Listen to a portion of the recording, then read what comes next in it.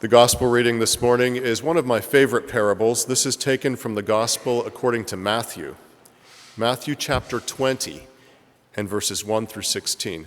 Listen to what the Spirit might speak into your life today in this curious reading from Matthew. Jesus is speaking and he says this: "For the kingdom of heaven is like a landowner who went out early in the morning to hire laborers for his vineyard. After agreeing with the laborers for the usual daily wage, he sent them into his vineyard. When he went out again at about 9 o'clock, he saw others standing idle in the marketplace. And he said to them, 'You also go into my vineyard, and I will pay you whatever is right.' So they went. When he went out again about noon and about 3 o'clock, he did the same. And about 5 o'clock he went out and found others standing around. And he said to them, 'Why are you standing here idle all day?' They said to him, 'Because no one has hired us.' He said to them, 'You also go to my vineyard.' When evening came, the owner of the vineyard said to his manager, 'Call the laborers and give them their pay, beginning with the last, and then going on to the first.' When those hired at 5 o'clock came, each of them received the usual daily wage. Now when the first came, they thought that they would receive more, but each of them also received the usual daily wage. And when they received it, they grumbled against the landowner, saying, 'These last worked only 1 hour, and you have made them equal to us, who have borne the burden of the day and the scorching heat.'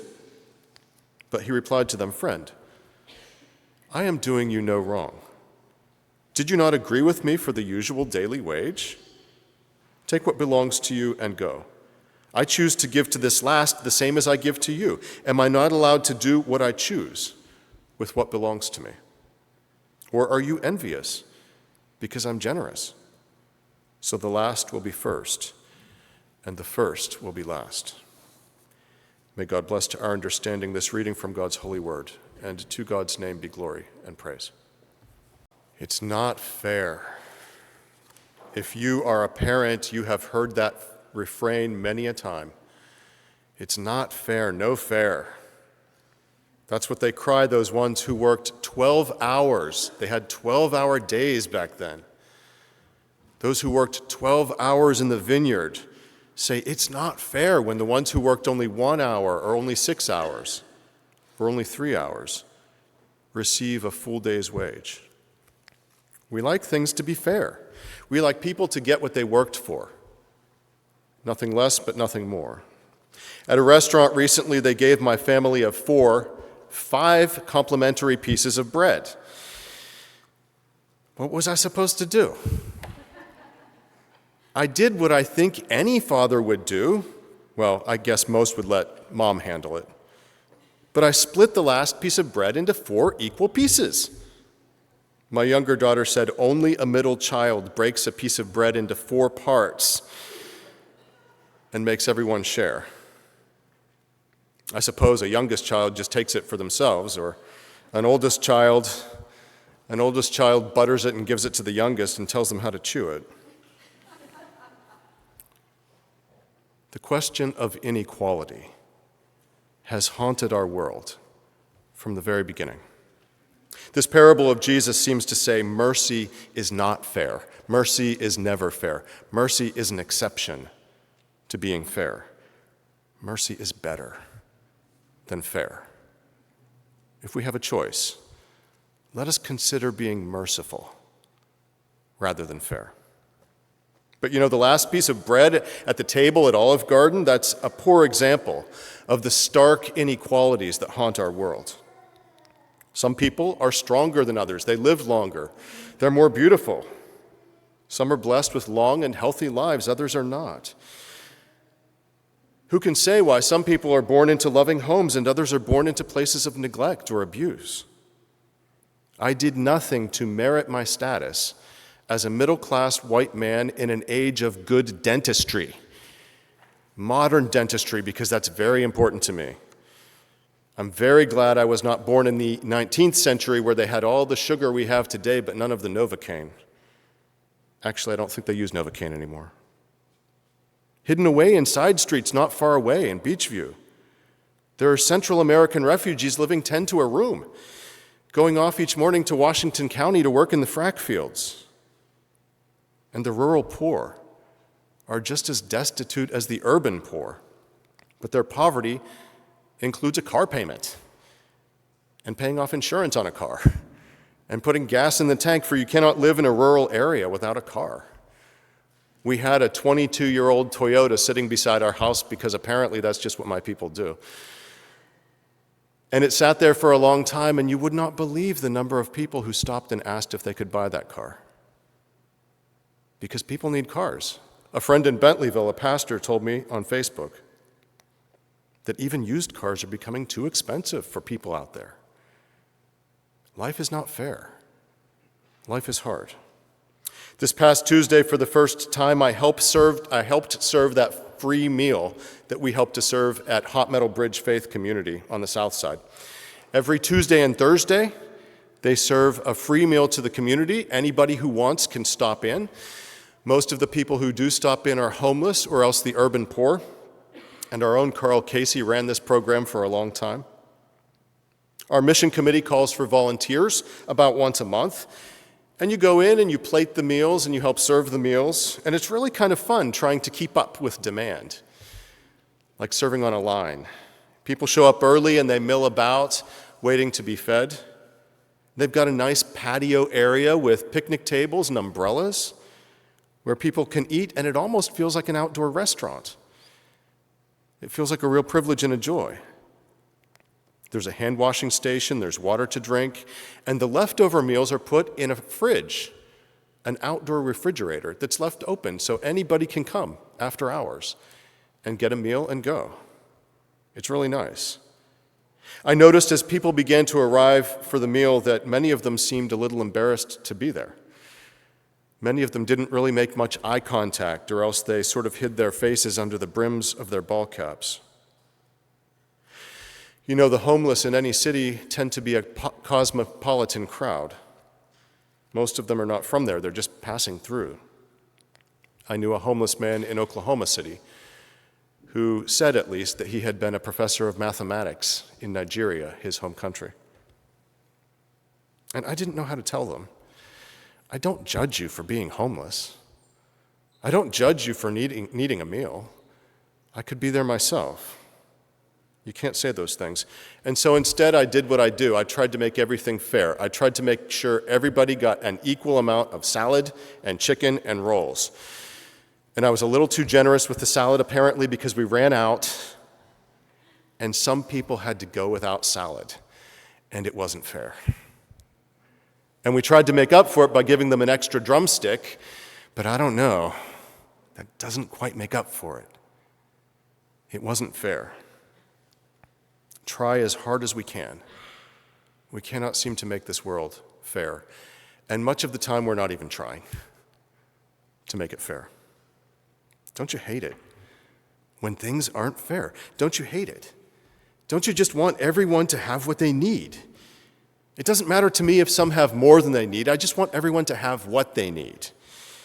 We just want everyone to be welcomed and to be loved and to be sheltered and to be fed. It's not fair that some are not.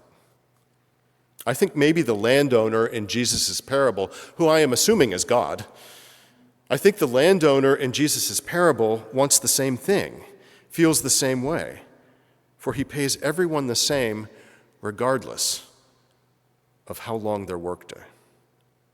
And it made some folks mad. It would. It might be a little annoying to work 12 hours from 6 a.m. to 6 p.m. and to get a fair wage, and then to see somebody who worked 1 hour get the same amount. You might be a little annoyed too. You might expect more than the daily wage, but probably you would just expect the other person to get less than the daily wage. Life was hard in the first century. If you owned a little piece of land, maybe you could farm it and sell the vegetables.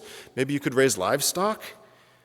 If you had enough money, you could apprentice yourself to a tradesperson, a weaver, a carpenter. and you could take on a trade.